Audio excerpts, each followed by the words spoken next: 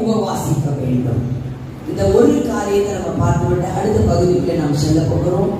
அதுதான் நம்ம வாழ்க்கைக்கு தீர்வாய் வந்து அமைய போகிறது என்று நான் நம்புகிறேன். யோவேல் 2வது அதிகாரம் 12. உபவாச நாள் உங்களுக்கு எனக்கும் இருக்கணும்.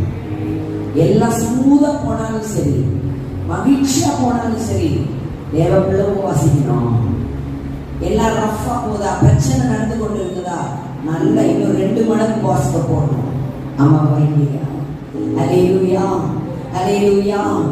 ஆண்டவர் சொல்றாரு, எதுக்காக உபவாசிக்கணுமா? நான் மனம் திரும்புவதற்காக உபவாசிக்கணும். என் காரியம் வாய்க்கிறதுக்காக கண்டிப்பாக செய்வார்.